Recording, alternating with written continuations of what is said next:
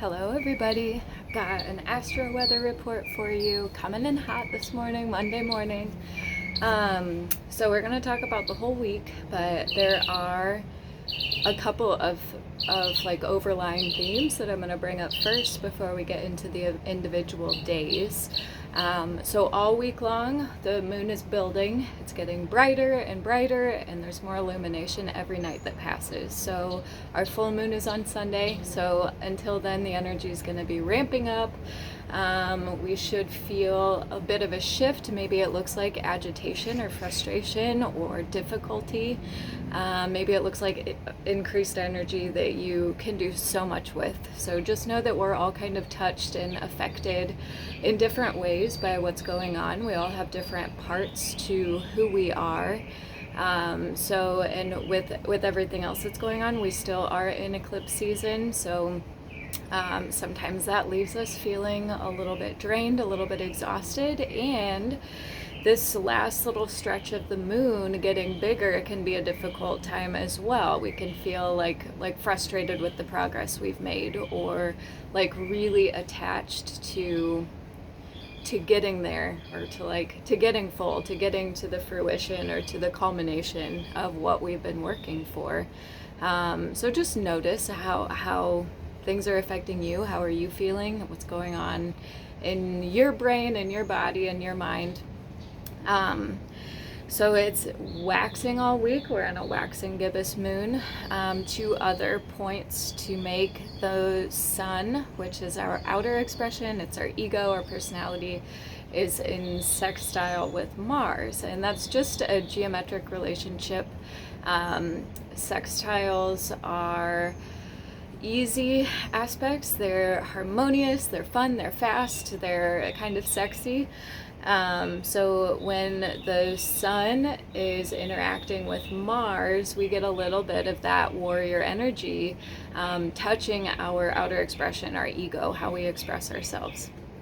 That will be all the way through, I think it started yesterday or the day before, it'll go all the way through Sunday. So we will have that energy. When Mars is sextile the sun, it makes us a little extra playful, a little extra youthful, gives us the energy of the warrior that meets our outer expression, which can look like competitive, it can look like a short fuse, it can look like impulsive or reckless or fast, it can look like pushy, bossy. This is a time where we work well with groups and we work well with ourselves.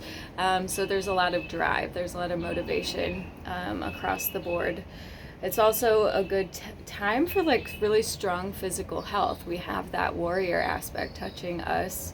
So it gives us strong muscles, it gives us high level of physical activity, good recuperation, strong libido.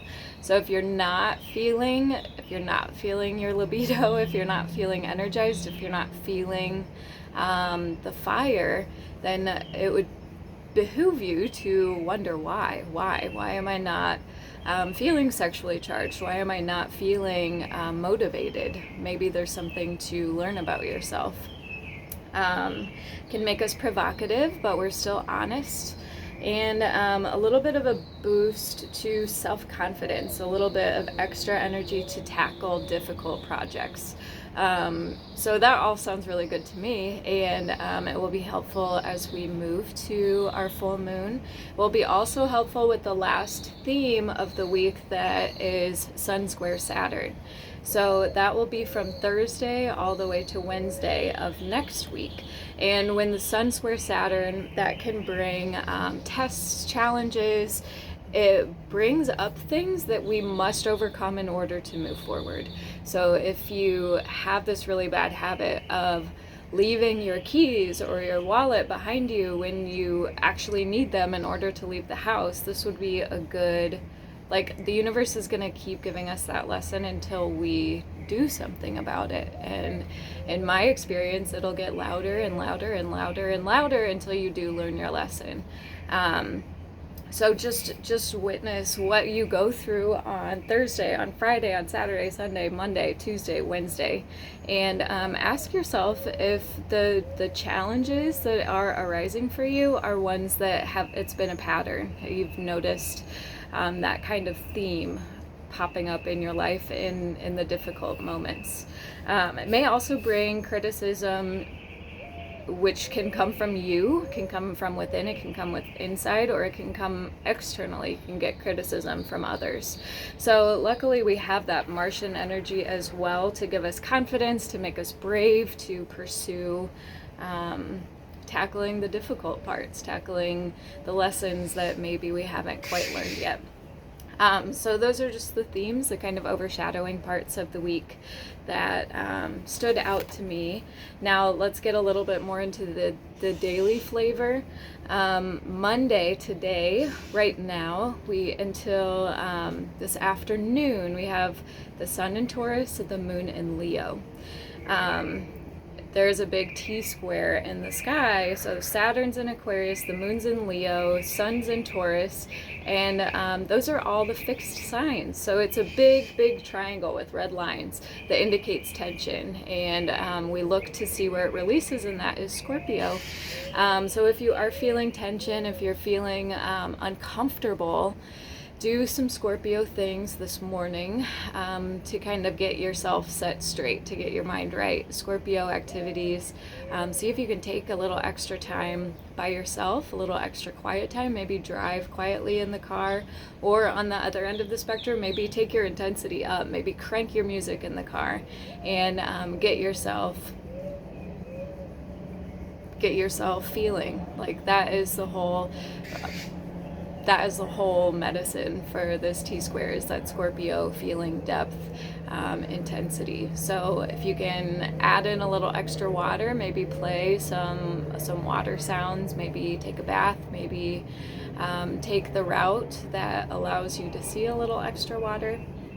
That will be relieving. Then this afternoon, the moon goes into Virgo. So let's see. Monday afternoon through Wednesday evening, we'll have double Earth. We'll have the sun in Taurus, we'll have the moon in Virgo, which is just a very practical, a little bit slowed down conversation between our inner body and our outer body. So Monday night, Tuesday, Wednesday, all the way through till like Wednesday afternoon, Wednesday evening, ideal time for organizing and for bringing structure to chaos, especially with what's coming up at the end of the week.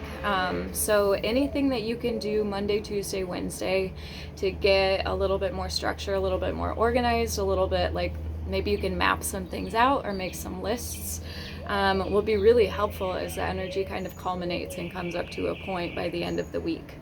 Now after the moon goes out of Virgo, that really practical, stable, organized, maybe a little bit perfectionist sign, it moves into Libra, which is an air sign. So Wednesday evening through Saturday morning, we'll have the sun in Taurus and an earth sign, the moon in Libra and an air sign. When we have earth and air combinations, we can get really indecisive, we can get really heady, we can get really stuck up in our mental processes, and it can lead to like analysis paralysis. We can feel like we don't really know what to do or the next step to take.